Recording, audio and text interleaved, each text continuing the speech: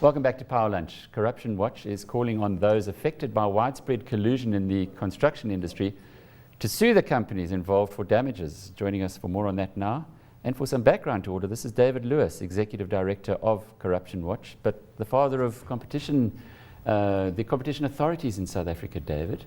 Well, I was in right at the beginning, yes. Yeah, you were the man who got all of this going. It's quite interesting that you're now calling for something that might affect your trump card, your leniency program. Just explain this to us. Yes, I mean, you're one of the first people to point that out, and you will remember that when I was in the competition authorities opposed criminalization.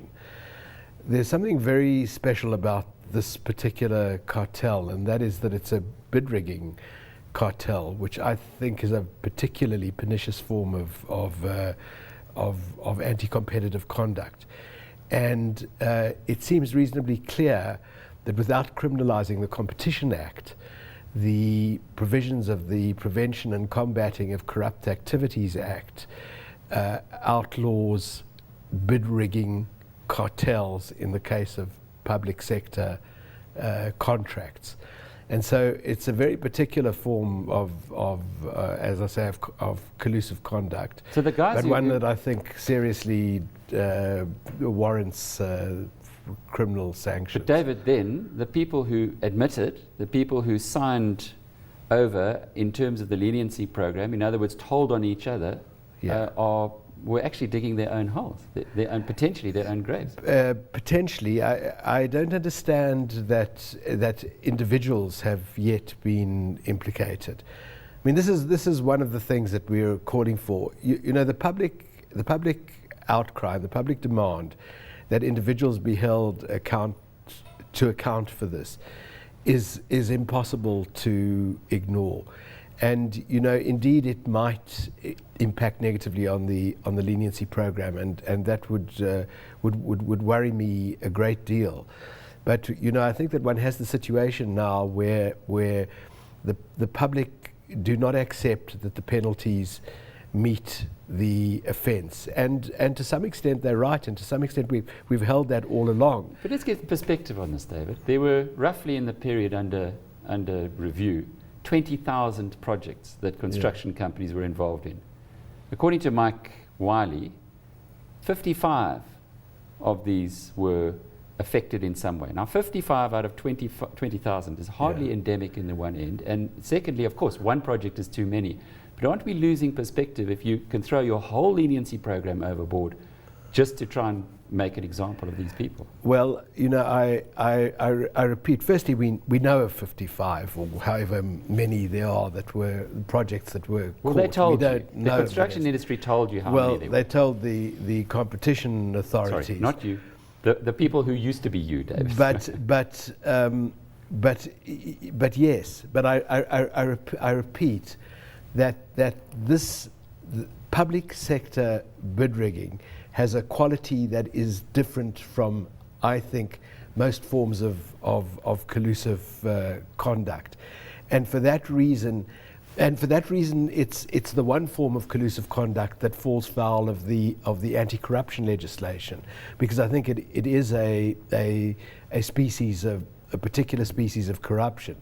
And it's under that legislation that we're saying, and the Hawks are already on record as investigating this, and the Commission is cooperating with the Hawks. But yes, it may make detection, or it may make leniency applications less likely.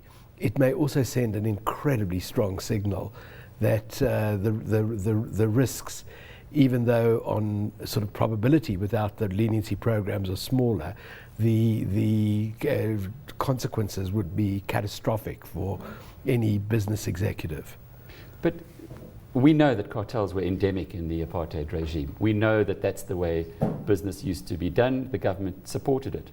But post-1994 and post, I suppose, 2000, you put the date really in 2007 in your book when Nick Dennis admitted and said no more was Business South Africa arrogant. They were nervous now about the competition authorities. Things have changed.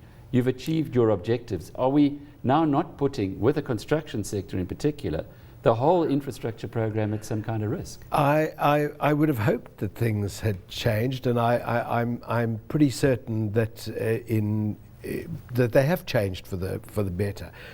But the incentives, and not only in South Africa, the incentives to engage in collusive conduct are so great that nothing but persistent, rigorous enforcement will change them. I mean, the American antitrust authorities believe absolutely emphatically that even treble damages, which you have in the United States, which I think we should have here as well. Which means? Which means that when companies are sued for damages as a result of cartel conduct, and the damage is calculated by the court, they are trebled. Because of the scale of profiteering involved in collusive conduct.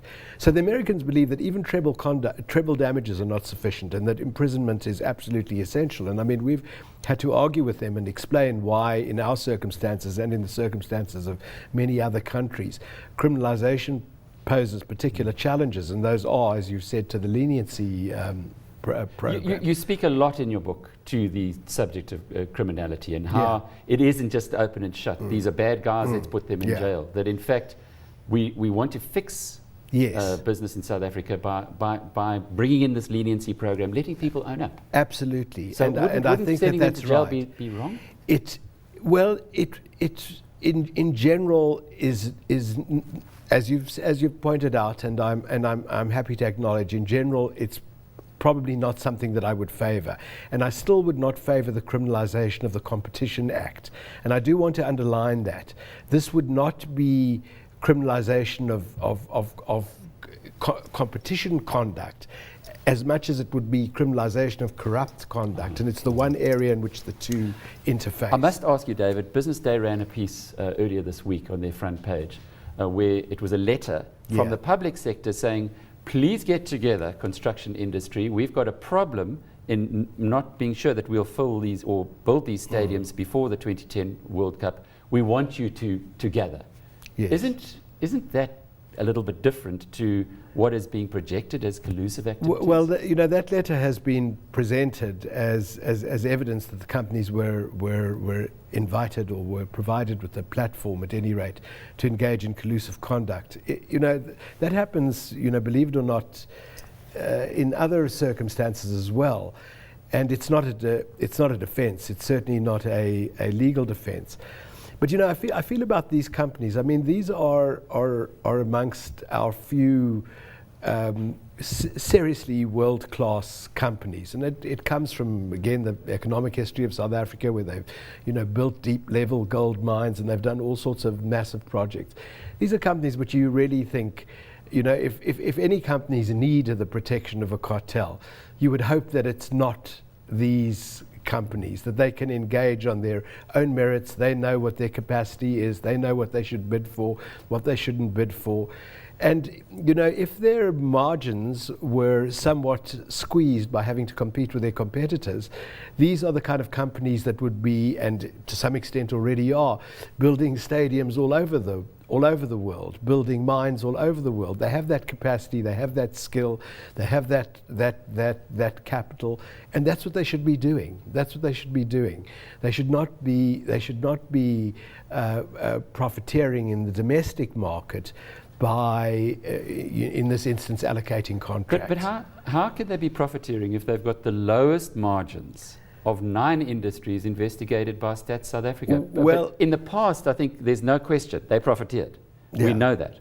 But since 2007, they claim there's been nothing much going on. Well, it appears that, from what I understand from the settlement agreements, it appears that in the margins on these projects were rigged. I mean, this is precisely what they did. At what I understand to be, I mean, you would probably know this better than me, are indeed very lucrative margins. So I don't know what's been happening over the industry as a whole, but they have been surviving in the industry as a whole, and maybe they have been competing internationally to improve their margins. And in this instance, they decided that they wouldn't do that. Well,